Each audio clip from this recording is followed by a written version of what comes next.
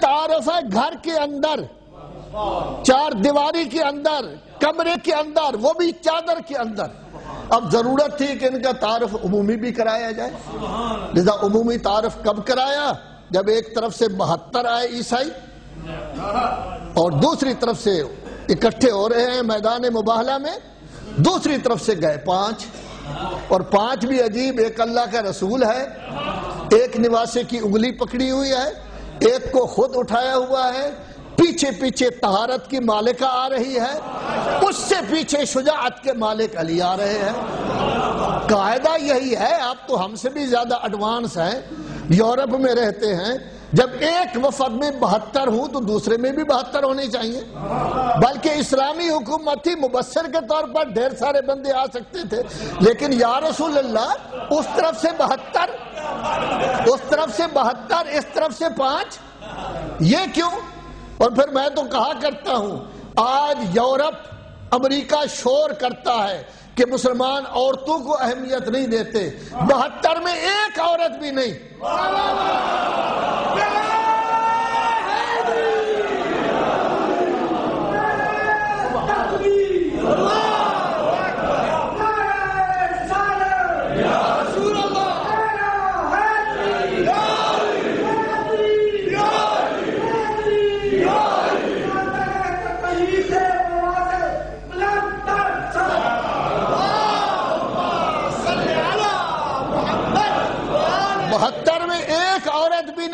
اور یہاں 5 میں ایک بی بی موجود ہے۔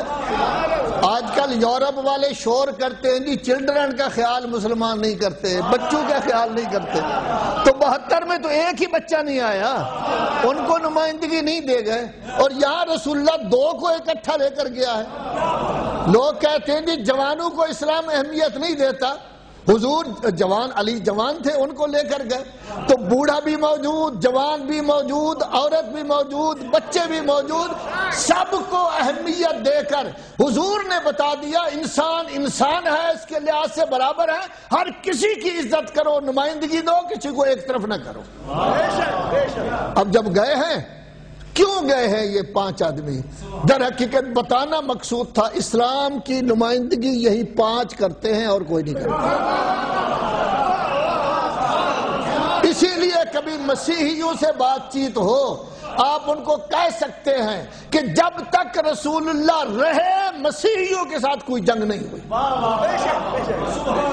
یہ 5 تھے، اور روایت میں موجود ہے جب مباہلہ ہو گیا تو ہزاروں کی تعداد میں بچے، ہزاروں کی تعداد میں عورتیں اور جوان استقبال کے لیے چھتوں پر بھی کھڑے تھے، راستہ میں بھی کھڑے تھے کہ حضور مباہلہ کر کے پنجتن پاک کو ساتھ لے کر آ رہے ہیں۔ یہ استقبال بڑا عظیم استقبال تھا، لیکن جب رسول اللہ کی آنکھ بند ہوئی لوگوں کو یہ استقبال بھول گیا، لوگوں کو یہ استقبال بھول گیا، یہ استقبال لوگوں کو بھول گیا۔ اب کربلا کا میدان ہے، سارے مسلمان موجود ہیں، اور حسین وہی کام کر رہے ہیں جو رسول نے کیا تھا۔ رسول نے حسین کو اٹھایا ہوا تھا، علی حسین نے اصغر کو اٹھایا ہوا ہے۔ وقت نہیں ہے کہ میں کوئی ذکر کر سکوں۔ ان 5 کی حالت کیا تھی؟ معاف کیجئے گا، میں کسی پر طعن و تشنیع کا قائل نہیں ہوں، رسول اللہ کے جنازہ میں مسلمان شریک نہیں ہو سکے۔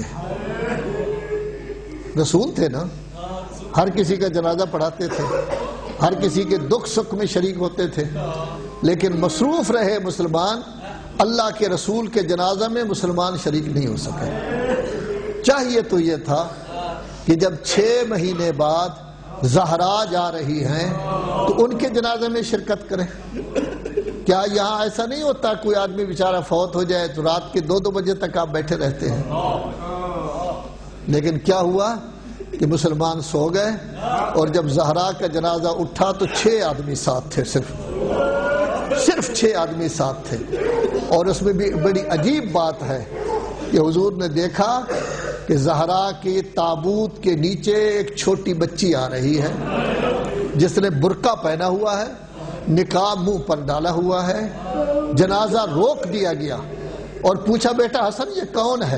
تو جب حسن نے کہا یہ میری بہن زینب آ رہی ہے تو کیا کہنا عظمت علی کا، کہتے ہیں میری بیٹی کو لے جاؤ، میں نہیں چاہتا میری بیٹی کے سراپا پر کسی کی نظر پڑے، میری بیٹی کے سراپا پر کسی کی نظر پڑے۔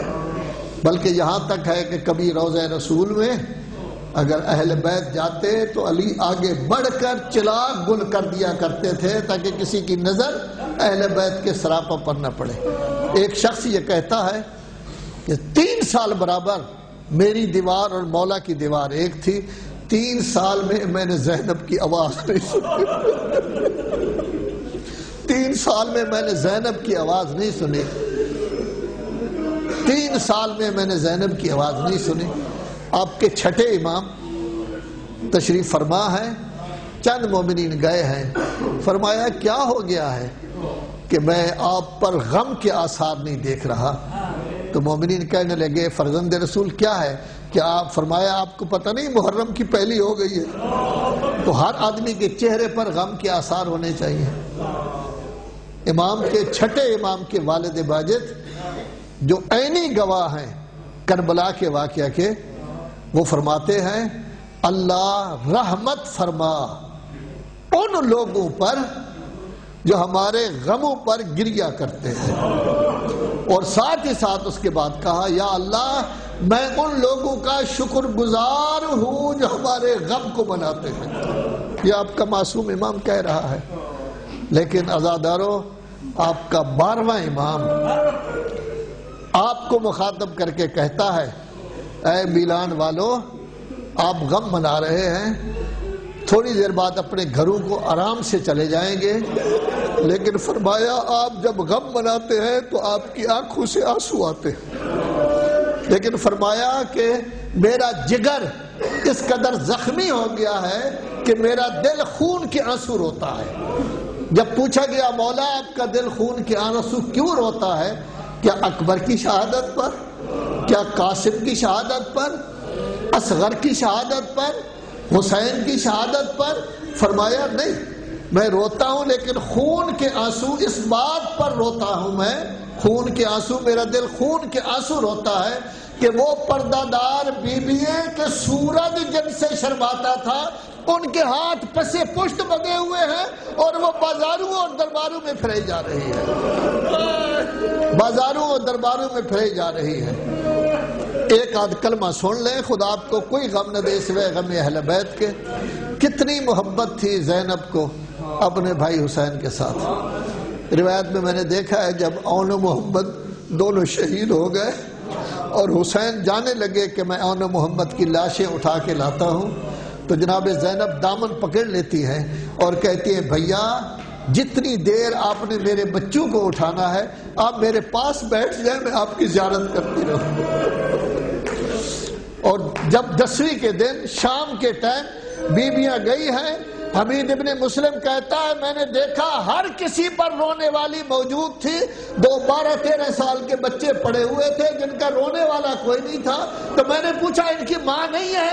کہا گیا ان کی ماں زینب ہے، بھائی کی لاش پر بیٹھی ہوئی ہے۔ اجرکم علی اللہ۔ لیکن جب شام کی قید رہا ہوئی ہے تو اس وقت بی بی نے کہا زین العابدین بیٹا ان لوگوں سے کہو ہمیں ایک مکان خالی کرا دیں، میں اپنے بھائی کو آج تک رو نہیں سکی، میں اپنے بھائی پر گریہ کرنا چاہتی ہوں، مکان خالی ہو گیا، آج آپ مجلس کرا رہے ہیں، خداوند عالم آپ کی اس مجلس کو قبول کرے۔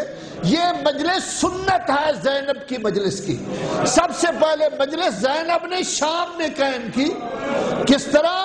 کبھی اکبر کا واقعہ پڑھ رہی ہے، کبھی قاسم کی شہادت سنا رہی ہے، کبھی اصغر کی شہادت سنا رہی ہے، کبھی اپنے بھائی کی شہادت سنا رہی ہے، اور شام کی عورتیں گریہ کر رہی ہیں۔ جب 7 دن گزر گئے اس وقت ارشاد فرمایا بیبیو میرا ایک سوال ہے۔